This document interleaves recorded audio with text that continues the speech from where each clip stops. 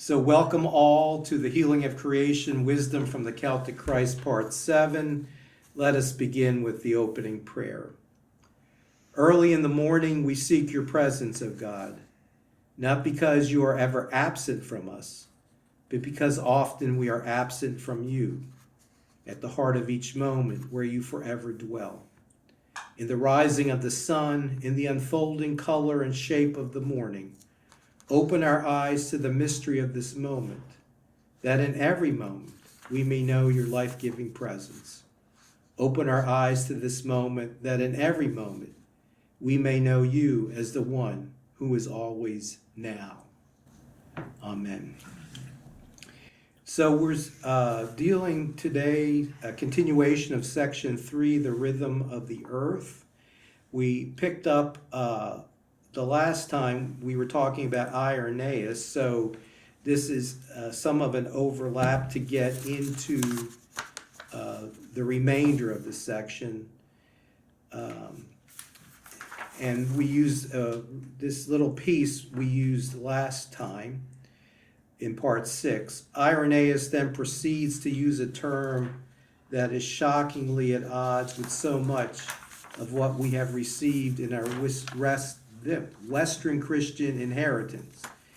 He says that Christ recapitulates the primal. Christ reconnects us to the first, and in that sense to the most truly primitive energies within the body of creation and human form. How many of us have in fact been given the exact opposite impression, that Christ comes to lead us away from the primal, to overcome the elemental urges that course through our bodies and the body of the earth, that Christ comes to lead us into a transcending of the natural rather than reuniting us to the sacred root of the natural. After Irenaeus, we find this same truth being pointed to in the words and art of the Celtic Christian world.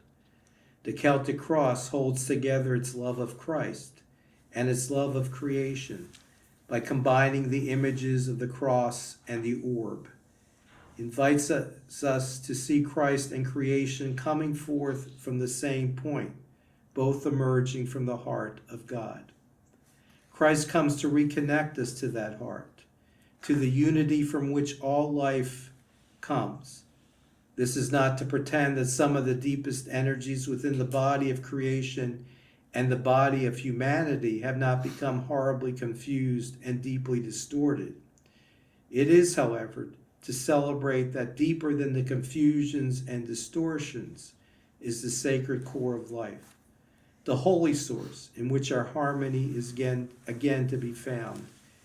And it is to say that in the midst of our confusions and distortions of relationship, whether individually or collectively as an earth community, Christ comes not to lead us away from what is deepest in the body of reality and in the physicalness of our being, but to root us again in the holy ground of our being.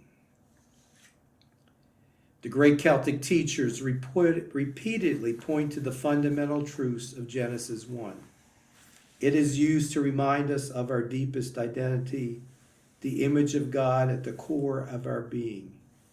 It is also used to recall us to the essential nature of creation and of everything that has being. There is a phrase repeated after each day in the creation story, and God saw that it was good. And God saw that it was good. And God saw all that had been made, and beheld, it was very good. That should be good. But it's also very God. Creation is viewed not simply as something that occurred at one point in the past. Creation is forever being born. It is forever coming out of the womb of the eternal. And God forever sees what is being born as sacred. Not only is creation viewed as good, as coming out of the goodness of God, but it is viewed as well as theophany, or disclosing of the heart of God's being. Eriugena, the 9th century Irish teacher, says that if goodness were extracted from the universe, all things would cease to exist. Just think about that for a moment. For goodness is not simply a feature of life, it is the very essence of life. Goodness gives rise to being, just as evil leads to non-being or to a destruction and denial of life's sacredness. The extent to which we become evil or false is the extent to which we no longer truly exist. Eriugena and the Celtic teachers invite us to look to the deepest energies of our bodies and souls, and to the deepest patterns and rhythms of the earth as theophanies or revelations of the goodness of God. And they invite us to see Christ as the one who speaks again this forgotten goodness, the word that comes to us from the beginning. He is the memory of the first and deepest sound within creation. It is an invitation to listen for the sacred, not away from life, but deep within all that has life. You can think about that, to look for the sacred, not away from life, but deep within all that has life. Just reminded me of the moon these past, especially last night. Yeah. That I drove to pick up Pete, and there there right it in my is. windshield. Yeah, sacred, not away from life, but deep within all that has life. The moon radiating God in the nighttime. Columbanus, the 6th century Irish teacher, says that if we wish to know the Creator, we must come to know the creatures. He is teaching an attentiveness to the creatures as those who still remember the sacred rhythm of the earth. He is pointing also to the revering of the creaturely within us, of both our inner and outer senses, as rooted in the sacredness of being. We know that sometimes our outer senses fail us. We may think we are seeing something that in fact is not truly there, or our eyes may trick us into mistaking what we see for something good. We do not consequently stop using our senses. Rather, we test them and use them discerningly and learn from one another how best to truly see. The same is true of our inner senses. We need to pay attention to our deepest natural instincts if we are to recover the wholeness of life again. So we have this harmony, this interrelatedness of the creature and the creation. Is Columbanus the same as Columbo? No, they're two different. two different, yes. Wow. Okay, thank you. If I remember correctly. Yeah, it is. But you better double check me. Because I had that same question. Right. Yeah. What has happened to our instinct for unity? The creatures know the rhythm of the earth. They have not forgotten the oneness of which we are a part. So in the Celtic world, they are messengers of Christ, the one who comes to connect us to the heart of being. Part of what the creatures as messengers of Christ recall us to is that life is relational, that we will find well-being in and through one another as an earth community and not on our own, that we will find wholeness in the circle of unity and not in separation. We are right to follow our sacred instincts for the natural, and we will be most deeply fed in our hunger when we find ways of doing this together. For it is together that we will most deeply hear the sacred rhythm, and it is when we are in a circle again that our work will be done. This thought of doing it together, I think, goes back to our discussion earlier today, this morning.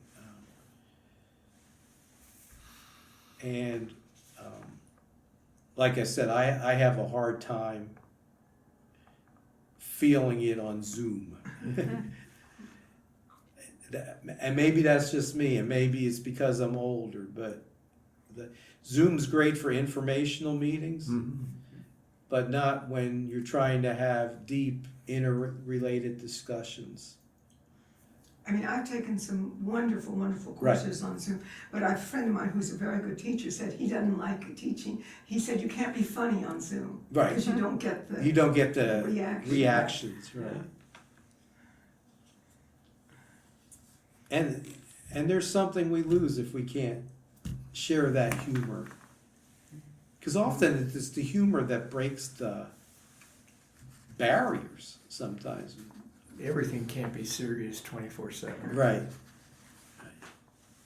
But there are good, I mean, as I say, There are very good. And you know, if you're having, meetings across the U.S.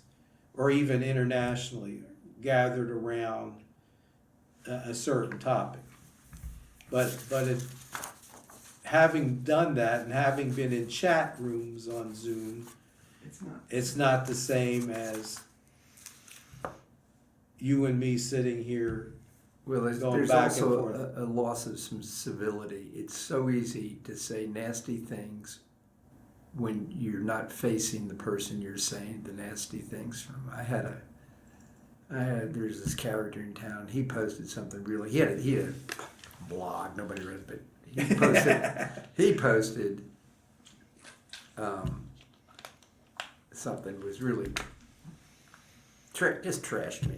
I knocked on his door and said, if you don't have something nice, why didn't you just say that to my face? Because you're a coward. Right. He never bothered, never said anything again. I knocked on his door.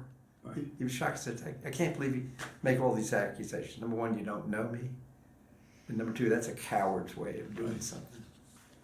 And probably that's why there's a loss in civility because of not Zoom or Microsoft Teams necessarily, but the internet and social media and just information. You post it and it just instantly is all over the place. Yeah. And like you said, people say whatever. People don't think, they just type. People don't think in general. Yeah. But I mean, they don't think before they talk. And again, it disrupts, I would say it disrupts the natural order that we're uncivil towards one another, and we use electronic means to accomplish that. Any other thoughts? I was thinking how much this reflects Native American culture. Yes.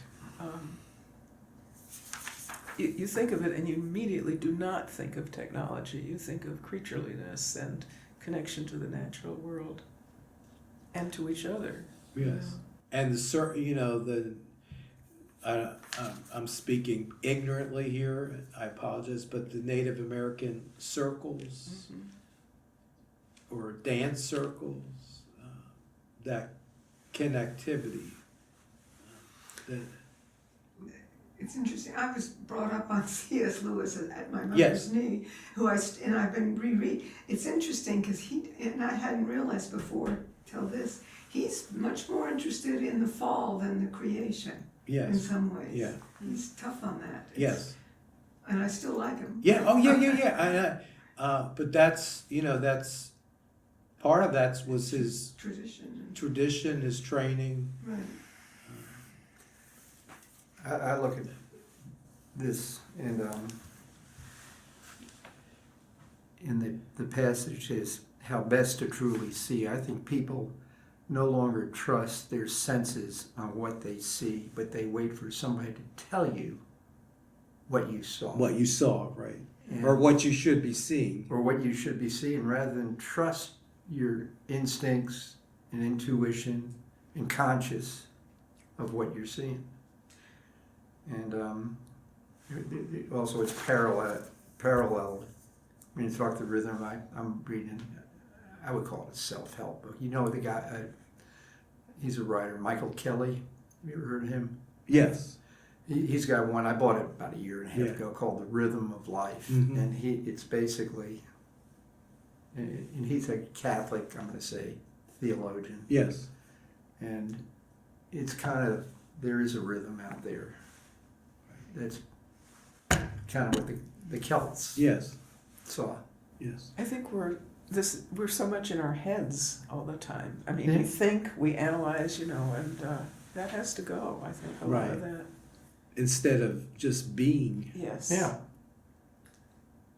I mean, didn't you see, something happened, but didn't you see it?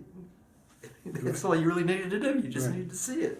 Well, or you see, I mean, on a trivial level, like you see people wherever they are at a museum, they're on their phones rather than Yeah. looking at. Oh, yeah. At a dinner table. At a dinner table. Everybody's got their phone. Right. Yeah. And I'll never forget, Kathy, my wife, and I were in I would say a nice restaurant. And a family came in, a family of 4. Parent, mother, father, brother, sister. And all 4 of them, they were in a booth, 2 on 2. Yeah. All 4 of them were on their own phones.